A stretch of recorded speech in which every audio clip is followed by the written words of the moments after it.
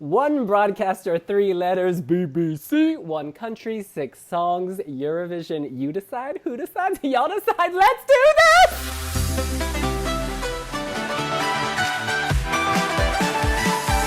That is right. Eurovision You Decide is on. Today, the BBC revealed the 6 songs competing in this year's national selection. There's a lot of buzz. Many people are very positive, saying we don't have any total duds as in the years before, and some think there may even be a song in there that can totally slay. Before we name our top 3, I just want to say, we're judging studio versions. Last year, Lucy transformed from studio version to live version, to revamped version, to version on the Eurovision stage. So if we're negative about something now, it doesn't mean we think it's a total, write-off. There is room for growth. In any case, Ed, kick us off with your number 3. My number 3 is Liam with Astronaut. Oh, I could be your astronaut. Let me take you far away. I say I could be your astronaut. Take your body in space. It is cheesy. The lyrics are shy. Hello. But I think it's got a great melody. It's so catchy. Like I've had it stuck in my head since I listened to it. The production in the verses is a bit dull. Then when the chorus does come in, it's just so anthemic. Wave your hands. I think they could do a really fun visual performance. And yeah, it grabbed my attention. I think it's a strong effort. I'm not sure if it would do very well because cheesy songs actually don't do very well at Eurovision, but very enjoyable.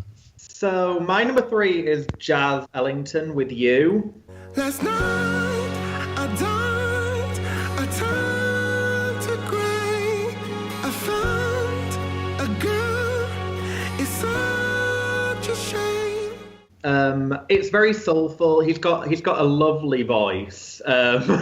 Clearly, not everybody thinks that, but yeah, I think there's a lot of good songs, and a lot of them sort of have a good minute snippet or so, and then they kind of peter out. This one kind of grows on me as it goes on, and it builds a little bit from where it begins. So that's kind of where I'm coming at it from. I think live he'll be amazing as well.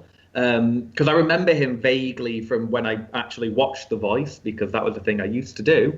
And he was great on that. So I think that in the actual You Decide show, he'll be really good live. And last year, some of them weren't that great actually live on the night. And some people were amazing, like Lucy. So he really could do something like she did and grow actually on the night, I think. I'm just watching Ed's face. He looks like he's going to vomit. It's just so slow, so monotonous, the production. I don't feel like there's any kind of personality to the song. It's just another disposable soul song that you hear everywhere. All right, on that positive note, we turn to my number 3. It's Astronaut. Oh, I could be your astronaut. Let me take you far away. I say I could be your astronaut. Take your body in space. Serving that Lydia Isak realness, of course, she finished last in her semifinal, I believe. I don't like this lyrically. Let me just put that out there. Oh, I could be your astronaut. Let me take you far away. I said I could be your astronaut. Take your body into space when gravity's pulling you down and you can't breathe. I'll be waiting. You know you can't call me. I could be your astronaut. It's like saying, I'll be your doctor. Your heart is broken, let me mend it. I'll be your paramedic. It's just a little cloying and awkward, and it's so literal that I can't get into the metaphor. However, I think that he's a very, very talented singer. He's in the West End, I believe. He's very easy on the eyes. He's going to have lots of fans. So you have a solid performer. And, maybe in the revamp, they can just rewrite all the lyrics. And then instead of making it Astronaut, it can just be something else. Because the melody is pleasant. I think the chorus, while I don't think it's as anthemic as Young Ed, I do enjoy it. And I think he can do something really special with this. I guess here I'm voting more for the performer than I am for the song. And the potential for interesting visual staging. All right, we move on to our number 2, Ed, with 2 Ds. You need to unplug your earphones, love. I can't hear you. Ridiculous. My number 2 is Goldstone with I Feel the Love. I feel the love in my city. I feel the love.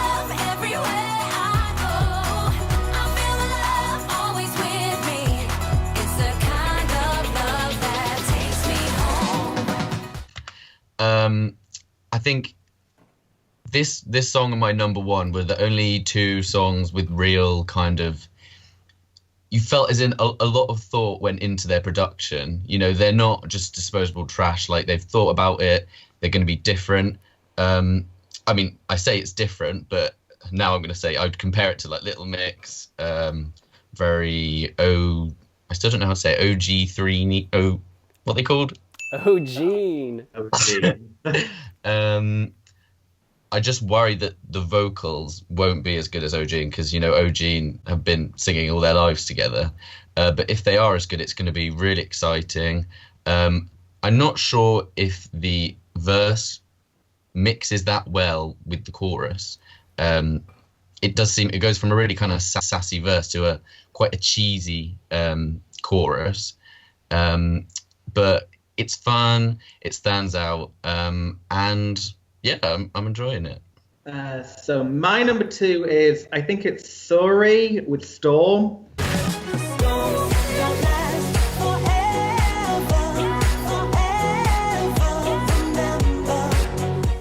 This one's great in the verses. The chorus less so. I will immediately say that the chorus needs a lot of work, but you know, we know that the UK can now revamp a song and do it properly. So I'm kind of hopeful with that. A lot of them feel like you could have kind of picked any group of singers or any singer to perform this song. And this kind of feels a bit more tailored towards Surie. I don't get a lot of them just feel very generic. And it's clear, like, I think every single other one came from the same songwriting camp. So it's like, well, they're all going to kind of sound generic. Like, they've clearly not pitched it for one person in particular. This does sound a bit more authentic, I think, and that's probably why I like it. I actually preferred her song, which is handily called Storm, which everybody got a bit confused about last night when they thought, oh no, she's already performed it. And yeah, I think she'll be really good live. We know she's got Eurovision experience. She was backing for Loïc Notet and Blanche, so you know, if she goes all the way through, I don't think she would be phased. And she's got a look about her. She looks like she would fit the part, do something a bit different. And that's kind of where I'm thinking this might be something good for the UK to send rather than something a bit more generic. I can see this getting support both on the televote and the jury. She ain't Surie Cruz, she's Surie official, and she is a one-off. The beginning of that song, I want to say it's got a dirty pretty quality similar to Loïc and Blanche. Like, clearly she positions herself as less mainstream and more kind of, I don't know, artistic, avant-garde. She is not my number two, nor is she my number one, because I love the first half of her song, the verses, but then the second half I'm like, well, what just happened? Is this like a new track? So I think if they cut this, say she's to win, if they cut this a different way, it could be really interesting. But as it stands now, I can only admire her as a performer and give her applause for her song. In any case, my number two, it's Jaz Ellington. Last night I turned to grey. I found a girl. It's such a shame. Now look, I totally take your point, Ed Keith, that this is a slightly generic soul song. I totally agree. And I don't like the lyrics. I find it a little cheesy. I'm talking camembert, Roquefort, cheddar, you name it. She makes me coffee before I work. She'll sing my songs in bed till 3. By my side, she'll stick like glue, but she won't ever be you. Why is this my number two? No, I'm just kidding. What I'm voting for again is the voice, because I think he's original and I think he will make this better live. You can feel that he is an artist who will elevate. I don't think he'll be daunted by the Eurovision You Decide stage. And I think then they could consider the revamp. Maybe because I'm from Georgia, I'm getting that kind of Gladys Knight, Ray Charles realness. There's this like, I don't know, this song of struggle and I'm a slave, y'all don't want me to. There's something in him I really like a fighting spirit. And that's why he is my number two, you. All right, drum roll as we're going to our number one, Ed. Number one is Asanda with, can't remember what it's called. Legends. Oh, this what it seen, anything like us before. 'Cause you and me, we're making that history. Forget who we used to be. You know we're legends tonight. I think I cannot believe that this song has reached the selection. It's so exciting. I think it grabs you from the first second. You know, it's got very different production. The build up to the chorus is so exciting, and then when the post chorus comes in with the snare drums, it's just so different. Like, it's so easy to have music with a pop drop that will just, you know, there's a build up, and then after the chorus you'll have, you know, some cheesy beats, but like, it's different. It catches you off guard. I think her vocals are really strong, and I love how you can kind of tell that she's from London in the, like, kind of her accent. The challenge will be keeping the energy in the chorus when it is kind of, it's not quiet, but there's less production than there is before it. So I think they're gonna have to think a lot about the visual performance, but I think they could do some really cool things with, I don't know, some soldiers banging drums and some nice light effects. And I think this could be the UK's best placing if this goes in absolute years. The only criticism I do have is the word legend. It's a bit, I don't know what everyone else thinks of the word legend, but for me, it's everyone's like, oh, well, I ate a dog shit on a night out, I'm a legend. So, like, it comes off a bit cringe to me saying we are legends. But I don't really listen to lyrics anyway, so I don't mind. Love it. Chris, you're turning red. Please let it out.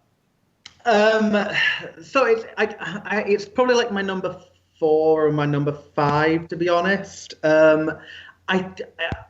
feel like there isn't a chorus. You know, there's a pre-chorus, and there's a very prolonged pre-chorus, and then you expect it, and then comes the drum, and that's kind of the drop, and I'm like, oh, and then it happens again, and it keeps happening, and it keeps on building, and then never climaxes to this thing that I want it to become. Because I think that there is a real potential in the song, but it just feels like it just keeps on falling down. And actually, on that point about legends and the lyrics, I feel like Asanda's, I think she's only 16, and for her to be saying, oh, you know, we're legends with this and that, you know, it either comes across as like a laddish thing, or, you know, you're talking about legends like you're this heroic older figure, I kind of feel like, and that's the way I picture it. So there's a slight disconnect there for me.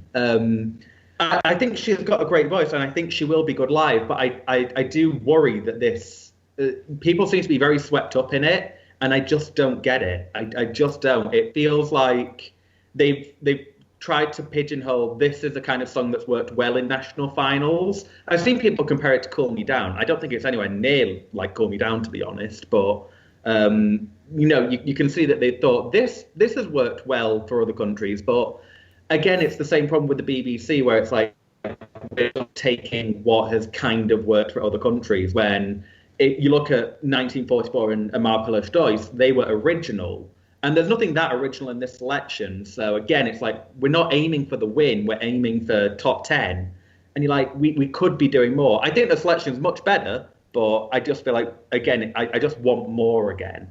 Now, since I can tell this isn't your number 1, I'm going to skip you and come to me, because she is my number 1 as well. We're making that history, and now the whole world can see that we be legends tonight. Legends tonight. Hey, yeah, yeah, yeah. Hey, yeah, yeah, yeah.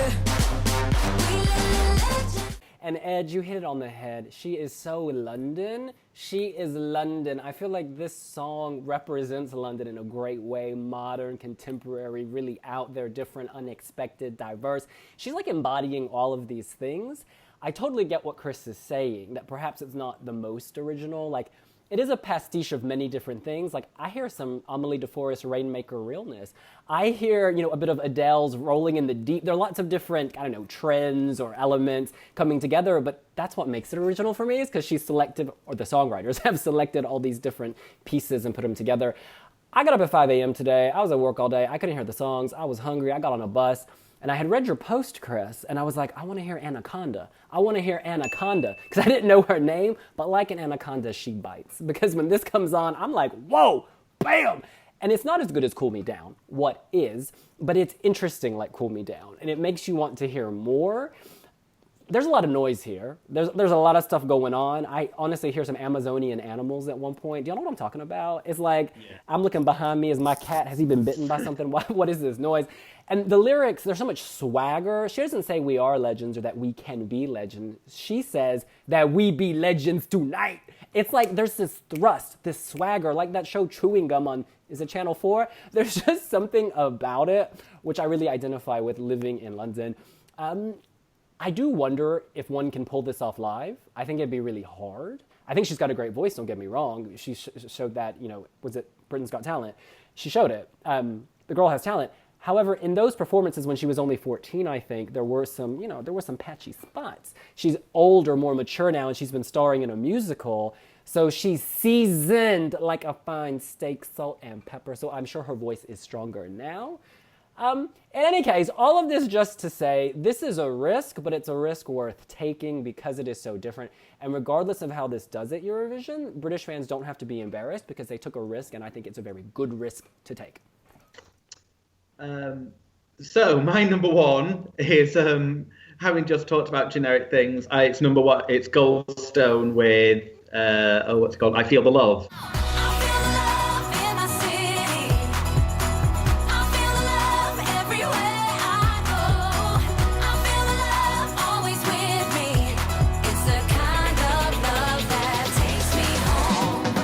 They're kind of not quite OG doing a not quite Little Mix song, but it's probably the one that I've listened to and I thought, actually, I could get behind this and I could see it working. Because if their harmonies are as good as they are in the studio version, again, they're not as good as OG. Nobody really is, but it's very, very good. And again, that will do well with the juries. And I think it has got that kind of, it's recognizably British, I kind of feel like, which is a good thing as well, and it's not too theatrical. So I can see people hearing this and thinking, oh, they remind me a bit of Little Mix, which isn't a bad thing. If it reminded you of, Fifth Harmony or something like that, and you'd be like, well, they're American, why are they performing? It's got that link back, which I think is important at Eurovision. People will hear it and think, oh yeah, I kind of get what they're going for. And if they're good live and they stage it well, then that might get us some more televote points, which has been our problem for the last however many years. I just think that I think it does depend a lot on the live, but they're all very trained stage stars of the stage and stuff. They've done Les Mis, they've done all this, so I think I think they will be fine. It's just that experience factor of working as a group, but I suspect that they will be good. And I think it is my favourite. But again, it's a much better selection than it has been. Lisa, Amy, Shelley, Goldstone. I went on their Twitter profile or Instagram, and they described themselves as a super group. And I was like, ladies, you are setting the bar very, very high by saying that. But then I listened to their harmonies, and certainly in the studio cut, they blend real well. It's like a wall of sound. The risk is that live, that could be a disaster. Just if one of them's off, the whole thing is off. I think Ed made the point. The Ogene have been singing together, prenatally in the womb. Two of them are twins. Like there's like this intimate bond. Whereas these ladies, I don't necessarily know how long they've known each other. And if they're a super group, I'm assuming they've all had their own individual careers and are coming together. I keep using the word risk tonight. If they hit this, it could really elevate. But if they miss, it's just going to be a disaster. Because when you're relying on harmony to kind of make your song interesting, things get dangerous. But again, no risk, no return. So maybe this will absolutely slay. Now, we have to talk about Miss Raya Clark UK. She is currently second in our poll on wiwibloggs. We just launched it. It's early, but she's also getting a lot of attention elsewhere. Get out my mind. You're making me crazy, crazy, baby. Just a little bit crazy, but I'm not crazy. Greta Salome, Eurovision star, wrote her song. I gotta say, early on in the song, I quite like it. It's nice, danceable, but then to me it gets a bit monotonous, and perhaps with staging they can make it more dynamic. I don't believe in grade inflation, and while I love Ms. Greta Salome, the song for me is so-so. However, Raya could elevate live. Yeah, I agree. Just is a well-produced song, nicely written, but it's not going to stand out on the night. I think it's just very, very generic. Yeah, it's that thing where it's like in the minute snippets, it's kind of like, oh, this is really, really good. And if that's all people heard, I can understand why initially it was getting a lot of social media hype, because it is great for a minute, but the problem is that minute is repeated twice more. It's just 3 minutes of the same thing over and over again, and it's like, I think she will be good. Again, I think they're all going to be great live, actually. There's no risks like there were last year with like Selena and I Don't Want to Fight. I think this is a much more cohesive group, but I think because of that, if one is a little bit lower down like this, I would rate other ones higher, which I have. Well, that's what we think. What do you think? How are you feeling on this fine day when all 6 songs have been revealed? Let us know here on wiwibloggs. Make sure to like and subscribe. Don't forget to leave a comment below. We'll see you later. Bye. Bye.